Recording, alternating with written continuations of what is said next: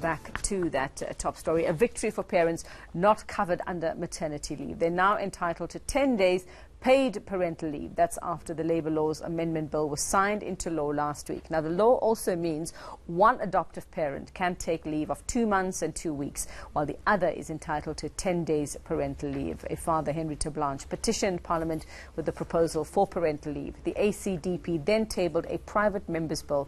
The process was driven by MP Cheryllyn Dudley. She joins us now from our Cape Town studio this morning. Cheryllyn, a very good morning to you and thanks for your time. You must be ecstatic. I mean, you've been such a driving force behind getting this done.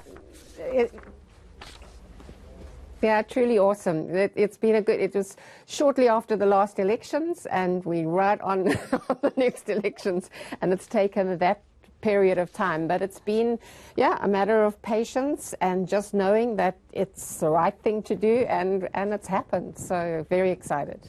Well, tell us what this means now, Cheryllyn, for all of these, all of those who will benefit from this. Yes, fathers, and then we've got adoptive parents as well. Just break it down for us as to where they've been stuck in the past and what this will now actually mean for them, and especially those who aren't entitled to maternity leave, those who aren't in jobs that offers them maternity leave.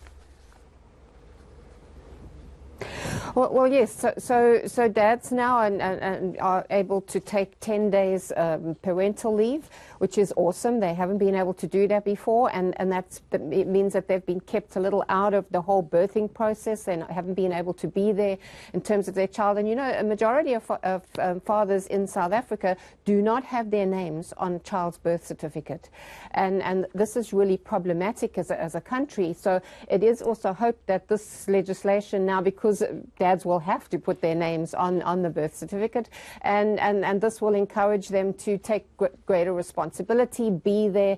And I've seen the way that dads have responded to this. They're so ready to take up this responsibility. And of course, this is hugely empowering for women, because one of the most disempowering things for women is that we've had to have all of the childbirth responsibility, all of the childcare responsibility, all of the domestic responsibilities. And the more that men have the space to be able to share those responsibilities and enjoy sharing them, the more it frees up women to be the best that they can be as well. And that is that is a large part of it, isn't it? I mean, we look at some State of South Africa's Fathers report of for the year, saying that this is for the benefit not just for fathers to enjoy the time with their kids, Cheryllyn. It's about allowing mothers to heal. It's about the safety of those newborns as well, isn't it?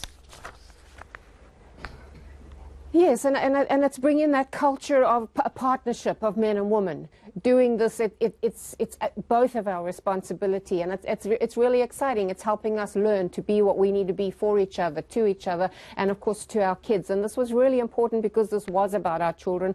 We didn't want any other agendas hijacking that is what we believe is so important in terms of our children becoming what they need to be as adults and parents in the future. And so the success of our tomorrow begins with today. So this is a small step in that direction. And of course, as you mentioned, the adoption leave, so important, because so many children don't have the privilege of having their parents alive, and they do so need a loving family. And there's so many people who would love to do that, but people who can afford to do that are usually both working, and so this is, again, really important, so that people can actually afford to take that little bit of space and welcome somebody into their home and let that little person be settled in that space. So it's going to encourage, I think, more people to take that brave step, which is awesome. And then, of course, those were things that were part of the bill that we originally drafted, but the committee has taken it a lot further, and there's more exciting things in terms of the 54% that women were getting for maternity leave is now 66%. People taking who are sort of put out of a job, instead of the 8 months, it's now 12 months. So there's a lot of empowering things generally for workers, and we're a country that needs to be a country of workers, but we cannot do that to the detriment of our children. And so I'm very excited, and I feel very privileged and honored to have been able to be a part of this little piece of history that is going to add to the beautiful picture that we're going to create. And very quickly, before I let you go, how do you think employers are actually going to feel about this? Or have you actually had an inkling as to, you know, in all of these years it's taken you to get here, how employers will view something like this and whether they actually welcome this?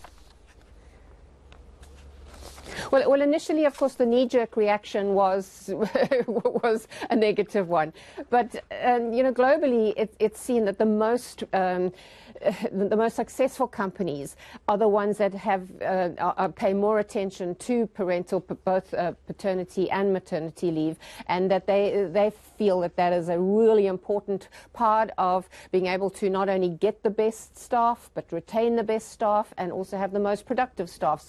So we believe that companies are going to more and more actually feel the benefit of this legislation, and of course extend this paternity leave further than people who are on UIF to those who are skilled and who they really want to retain and they want the most productivity out of. Oh, fantastic. Well done, mothers and fathers, especially the expectant ones and those waiting for their adoptions to come through. A big thank you, I suppose, from them this morning. That's MP Cheryllyn Dudley joining us now from our Cape Town studio.